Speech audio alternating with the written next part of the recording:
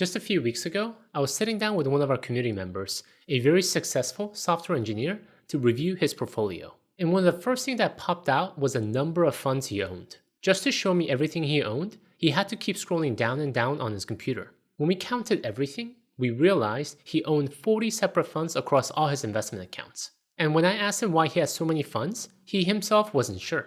He said, "My advisor kept adding them over the years. Each one was supposed to do something special." But here was what was more shocking.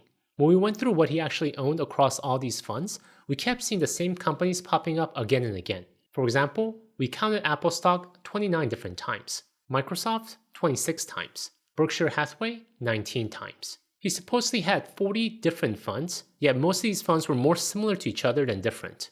So much for diversification, right? And what was worse, he was paying close to $20,000 a year for the privilege of redundancy. But what is unfortunate and what irks me the most about these type of situations is that this is not an isolated incident. I see this type of portfolio all the time. Unnecessarily complex portfolios, fattening up the pockets of investment firms at the expense of individual investors like you and I. So if you think you're in this position today, I want to give you a roadmap to fixing this expensive mess. But first, before we jump into a solution, let's talk about the problem a bit more so we're all on the same page. Let's dive deeper into the problem with complex portfolios. A typical complex portfolio looks something like this. It usually is made up of a large cap growth fund, an S&P 500 index, a technology sector fund, a dividend fund, a blue chip fund, an emerging market fund, and so on and so forth. But do you know what is interesting about all these so-called diversification? They all essentially own the same stocks. Apple, Microsoft, Google, etc. You're paying 5 different expense ratios to own the same companies. It's like subscribing to 10 different streaming services, all eventually to watch the exact same show. Or take bonds. I recently saw a portfolio with 7 different bond funds. There was an aggregate bond fund, a corporate bond fund, an intermediate term treasury fund, a municipal bond fund, and 3 more I can't even remember. The overlap? About 70%. And I'll be honest, I too was once that guy who believed in a complex, multiple fund portfolio. When I first fired my financial advisor and decided to manage my own money, I was lost. I didn't know where to start. So I started buying funds that sounded good. One that performed well the past 5 years. Another that gave me access to emerging markets. Another that just had a cool name. And before I knew it, my Roth IRA was made up of 12 different funds I wasn't really sure why I owned. I thought I was being a sophisticated investor, when in reality, I was just a guy who didn't know what he was doing. Leonardo da Vinci died 500 years ago, but he knew the secret to life and money all along. Simplicity is the ultimate sophistication. Because he knew that complexity came with some tremendous cost, and in the arena of investing, costs are future wealth. First cost, obviously the fees. The average actively managed fund charges 0.65% per year. Multiply that across 20 funds with various expense ratios, and you're often looking at a weighted average of 0.5 to 0.7%. On a $1 million portfolio, that's $5,000 to $7,000 every single year. Over 30 years, accounting for both the direct fees and the loss compounding, total opportunity cost from fees can easily surpass $300,000, potentially enough for a home, a child's college education, or to retire several years earlier. Second cost, you have the tax nightmare that comes with the complexity mess. Every fund distribution, every rebalancing within each fund, every capital gain. They all create taxable events. More funds equal more tax forms, more complications, and often a higher tax bill. And third cost, psychological. Essentially, analysis paralysis. When you have 40 funds, you can't possibly understand what you own. You end up frozen, unable to make decisions, constantly second-guessing yourself. According to Dalbar's annual study, investors with overly complex portfolios consistently underperform the very funds they own, simply because the complexity leads to bad timing decisions. Alright, so if complex investing, having 40 different funds in a portfolio, has so much cost, why do so many people still invest like this? Why do smart, successful people end up with these Frankenstein portfolios? Let's talk about why smart people have a tendency to overcomplicate their portfolios. First, there's the advisor problem. Financial advisors need to justify their fees. And what better way than creating a complex portfolio that seems sophisticated? They'll show you a beautiful pie chart with 12 different slices, each representing a different asset class or strategy. And it looks impressive in presentations. We got you diversified across large cap value, mid cap growth, international emerging markets, real estate, commodities, gummy bears. By the time they're done, you need a PhD to understand your own investments. I remember sitting with my own financial advisor back over 20 years ago. He had this whole presentation, probably about 30 slides. It made me feel like I was getting something special, something sophisticated. But do you know what I was really getting? Complexity that cost me thousands every year. Second, then there's what I call the smart person trap. Successful professionals, doctors, engineers, executives apply their professional mindset to investing. In their work, more analysis, more complexity, more nuance usually leads to better outcomes. So they think, if diversification is good, more must be better. If one international fund is smart, 5 must give me a greater edge. But here's the thing. Investing is one of those few areas where simplicity consistently beats complexity. Then 3, there's also the accumulation effect. Every year, there's a hot new fund. ARK Innovation in 2020, cannabis funds in 2018, AI funds today. You add new things, but you never remove the old things. It's like a closet where you keep buying new clothes, but never throw out the old ones. Eventually, you can't find anything, and most of it doesn't even fit anymore. 4, the fear factor drives this too. What if I miss the next big sector? What if international finally outperforms? What if small caps have their decade? Such thinking leads to FOMO portfolio, and not only is it messy, it can get expensive. Alright, now that we beat complexity down to the pulp, let's talk about what actually works. Why, especially in the world of investing, simple wins every time. 1 is performance. Performance-wise, a single total stock market index fund has beaten 90% of professionally managed portfolios over the past 15 years. According to S&P SPIVA report, 88% of large cap fund managers underperformed the S&P 500 over a 15-year period. 2, the cost. A total market index fund charges at most 0.04%. The average mutual fund, 0.65%.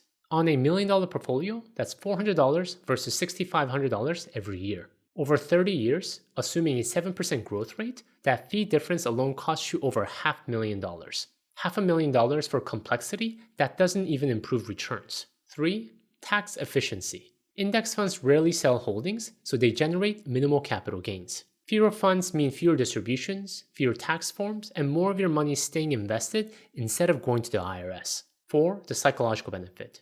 Reduced decision fatigue means better decisions elsewhere in your life. You're not spending your mental energy wondering if you're missing out on something, if you're in the right funds, or if you should change strategies. That saved mental space, you can apply it towards your family, your career, your actual life.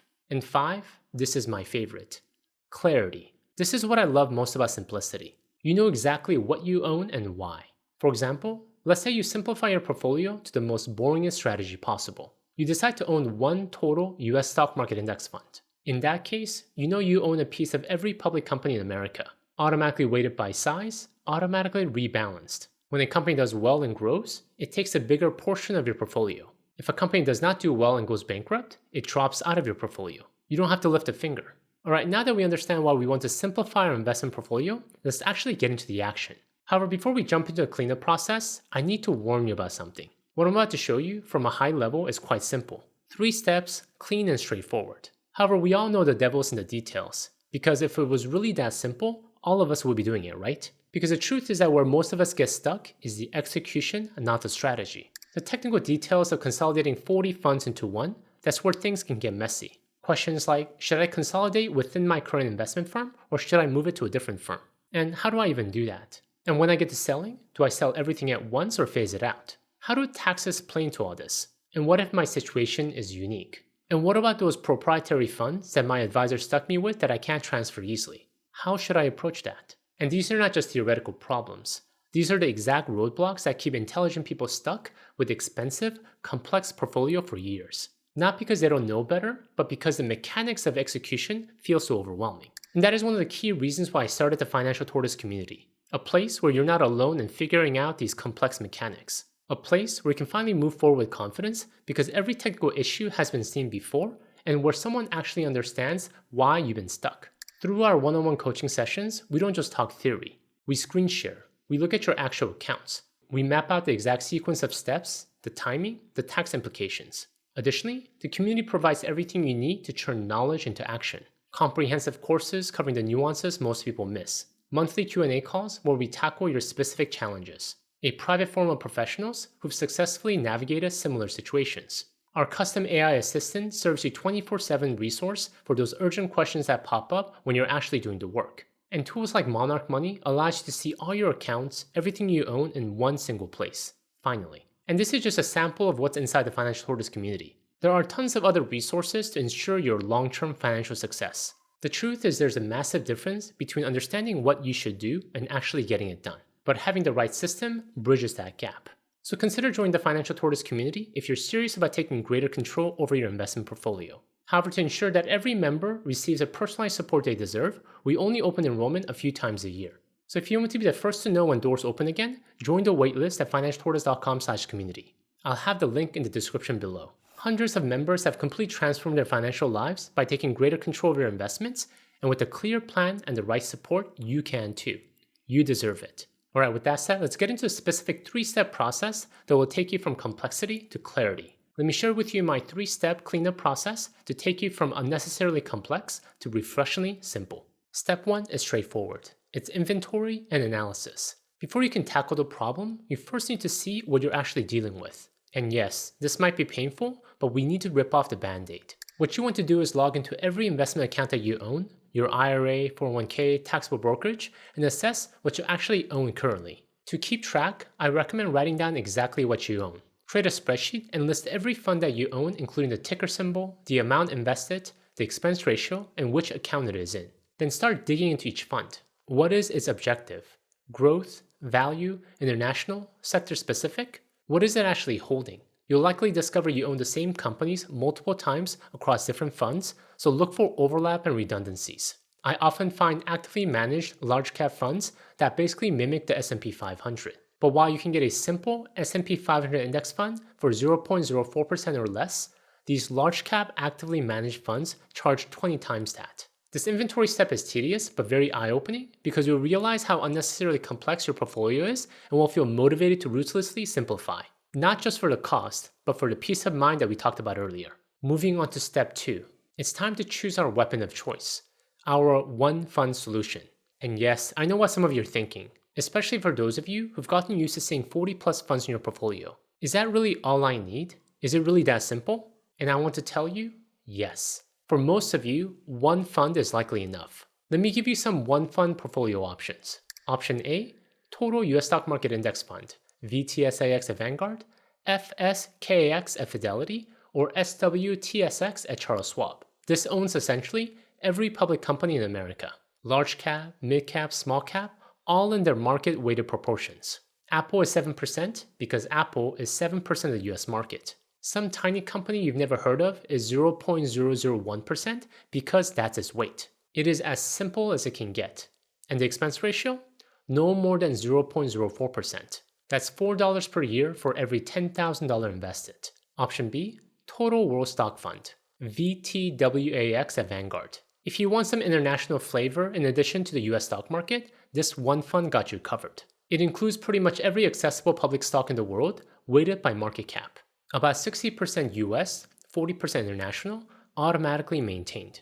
If Asia's economy grows and the US shrinks, the fund adjusts. If Europe's companies underperform, the fund automatically reflects that change. One fund and you get the ultimate global diversification. Option C, Target Date Fund. Alright, but let's say you want some bond exposure on top of stocks. Target date funds are as easy as you can get. You pick the year closest to when you think you'll retire and you're pretty much done. It includes US stocks, international stocks, and bonds. And on top of that, it automatically adjusts the allocation as you get closer to retirement year.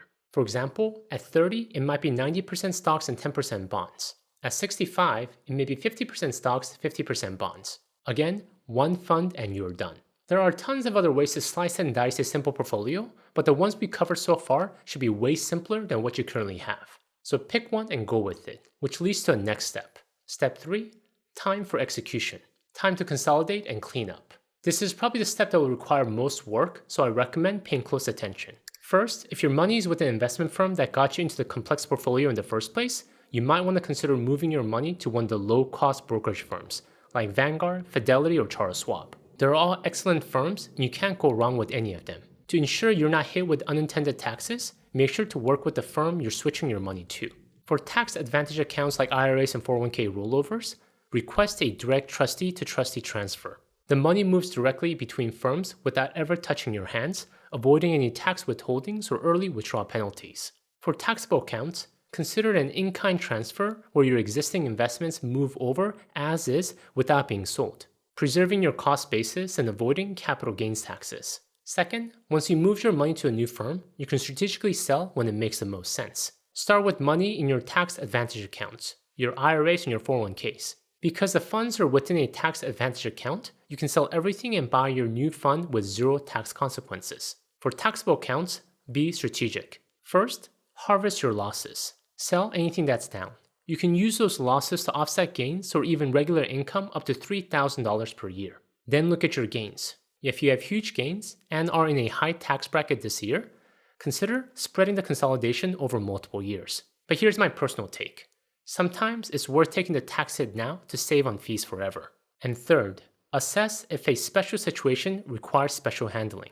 Some of your fees might have surrender fees, or you might realize that you own proprietary funds. In those cases, you'll need to calculate whether paying the surrender fee now is worth it versus waiting. And with the proprietary funds, these are funds that only exist at your current firm and can't be transferred to another brokerage. You'll need to determine the timing of selling those from a tax perspective. This process of simplifying your portfolio will not be easy, but it will be worth it at the end. Because remember, the best portfolio is not the one with the fanciest names, the most number of funds, and the most moving parts. It is the one that you actually understand, the one you won't constantly tinker with, the one that lets you focus on what actually matters. Your life, your family, your career. Thank you guys for watching. In the line of portfolio complexity, if you want to learn some other common investment mistakes I see with my community members I work with, please check out my video here. Until next time, all the best.